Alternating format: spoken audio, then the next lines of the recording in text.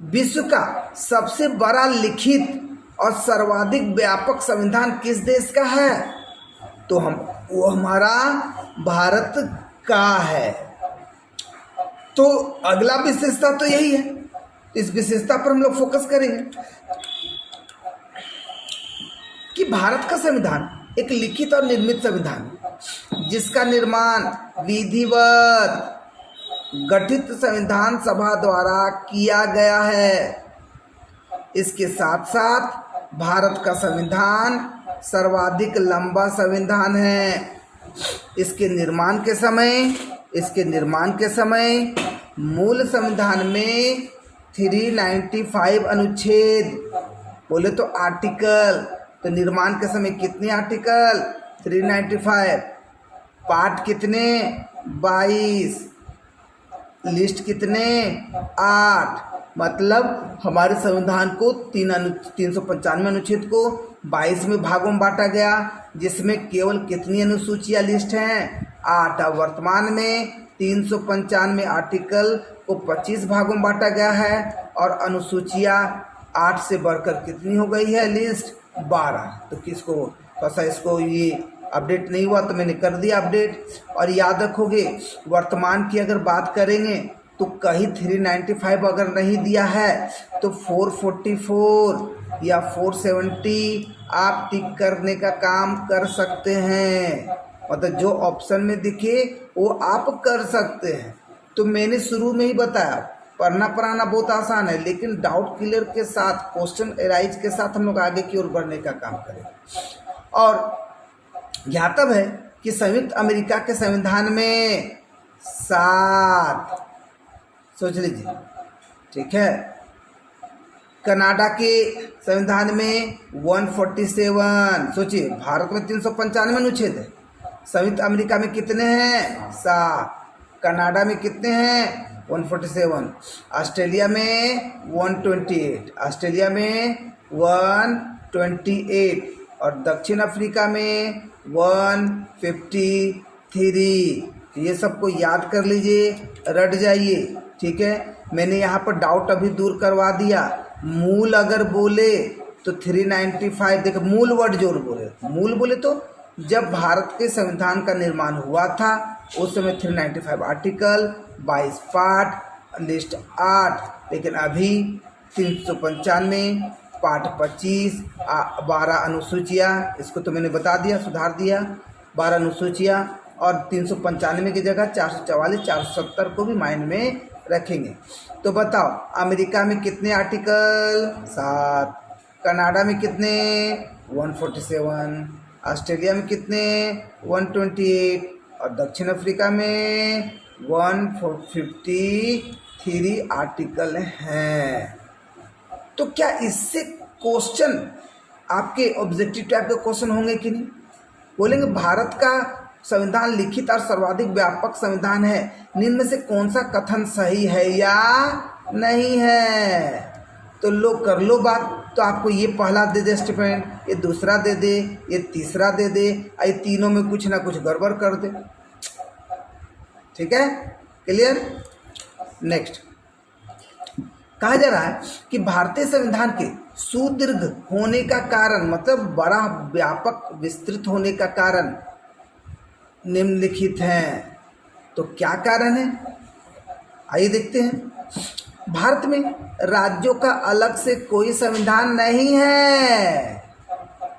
America जाइए तो देखोगे अलग अलग स्टेट का अपना अपना संविधान। आप इंडिया में कहीं भी जाओ, तमिलनाडु जाओ, राजस्थान जाओ, असम जाओ, गुजरात जाओ, इंडियन। आपका वोटर कार्ड में देखिए, ऐसा थोड़ी लिखा झारखंड सरकार, नहीं लिखा भारत सरकार। लेकिन कई में देखोगे जितने राज्य बटे हैं उतने संविधान देखने को मिलते हैं। तो इसका मतलब कि बड़ा होने का सबसे बड़ा रीजन क्या है? कि भारत में राज्यों का अलग से कोई संविधान नहीं है। इसी संविधान में संघीय सरकार के अतिरिक्त राज्यों के संविधान भी सम्मिलित हैं। क्या बोला जा रहा है जी? संघीय सरकार के अतिरिक्त राज्यों के संविधान भी सम्मिलित हैं, जिनको शुरू में A B C और D 4 श्रेणियों में विभक्त किया गया था, याद रखिए। ठीक है, कितने भागों में विभक्त किया गया था? 4। अब प्रत्येक श्रेणी का संविधान अलग अलग था। क्यों? क्योंकि राज्यों की उक्त श्रेणियां देश के अनेक क्षेत्रों की जनता के सामाजिक, राजनीतिक, आर्थिक विकास को ध्यान में रखते हुए बनाई गई थी। तो बड़ा क्यों है? सबसे पहला पॉइंट तो आपको पता चल गया कि राज्यों का अलग अलग से कोई संविधान नहीं है, तो सबके लिए बना दिया गया। नेक्स्ट आप देखोगे, संविधान में समाज के अनेक वर्ग अर्थात अनुसूचित जाति, अनुसूचित जनजाति मतलब SC ST, पिछड़े हुए वर्ग, ईसाई, एंग्लो इंडियन बोले तो वैसे लोग जो भारत के नहीं हैं, विदेश के हैं और हमारे भारत में रह रहे कई वर्षों से, जिसको कहते हैं आंग्ल समुदाय, एंग्लो इंडियन, आंग्ल भारतीय, और अन्य अल्पसंख्यकों और उनके विभिन्न भाषा बोलने वालों के हितों की रक्षा करने का विशेष प्रावधान है। नेक्स्ट, तो बताइए पहला क्यों बढ़ा है? ये पता आपको चला? पता चला ना जी, राज्यों का अलग से कोई संविधान नहीं है। दूसरा क्यों? क्योंकि अलग अलग वर्गों पे फोकस किया गया है, SC ST OBC, Anglo Indian, ईसाई, तो सबके हितों की रक्षा करने का विशेष प्रावधान है। अगला देखिए, व्यापक क्यों है, बड़ा क्यों है? तो मौलिक अधिकारों तथा उन पर लगाई गई परिसीमाओं का वर्णन व्यापक रूप से एक अलग अलग अध्याय में किया गया है, जो कि आप देखोगे पार्ट 3 में मौलिक अधिकार का वर्णन, पार्ट 3 में आर्टिकल 12 से 35 में देखने को मिलता है। कैसे मिलता है जी? 12 से 35 में।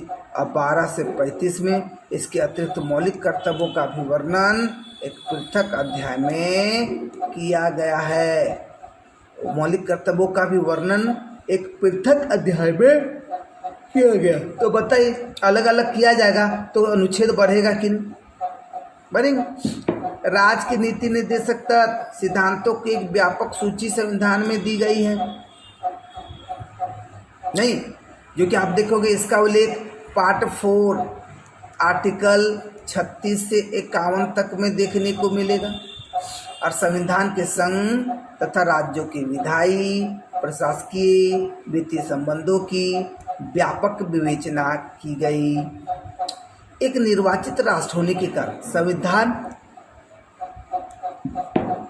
निर्माताओं ने यह प्रयास किया कि शासन से संबंधित तथ्यों की विस्तार से विवेचना की जाए, जिससे किसी प्रकार के विवाद की न्यूनतम संभावना रहे, है ना? सोचिए, विवाद को कम करने के लिए भी फोकस किया गया, नहीं? अतः ऐसी स्थिति से संविधान का व्यापक होना स्वाभाविक है। तो क्या ये 5 पॉइंट आप लिखने का काम कर सकते हो कि नहीं? और कुछ वगैरह वगैरह अगरम बगरम नहीं, जो मेन फैक्ट है उस पर फोकस करेंगे तो इसमें आपको लिखने में सब्जेक्टिव या आपके ऑब्जेक्टिव टाइप के क्वेश्चन भी निकल के आ जाते हैं, नहीं? या बोले अब यही लाइन दे दे, निम्न में से कौन सा कथन सही है या नहीं, इतना में यहाँ पर गड़बड़ कर दे। देखिए कि मौलिक अधिकार तथा उन पर लगाई गई परिसीमाओं का वर्णन संकीर्ण रूप से एक अलग अध्याय में किया गया है। अब बोलो मैंने सही स्टेटमेंट दिया या नहीं? बोले यस और नो। सही है तो वाई, नहीं है तो एन, एन एन नो। ठीक है, तो नहीं क्यों? क्योंकि मैंने व्यापक के जगह संकीर्ण यूज किया, मतलब ब्रॉड होना चाहिए, लेकिन उसकी जगह पर मैंने नैरो वर्ड यूज किया, नैरो। अब मान लीजिए ई लाइन दे दे, इसके अतिरिक्त मौलिक कर्तव्यों का भी वर्णन एक बोले तो एक साथ अध्याय में किया गया है, तो नहीं, एक साथ नहीं, पृथक अध्याय में किया गया है। तो इसका मतलब एक एग्जाम्पल से सारे एग्जाम्पल आप समझ चुके होंगे कि कहाँ पर आपको ऑब्जेक्टिव टाइप में किस किस तरह के क्वेश्चन पूछे जाने की संभावना है। नेक्स्ट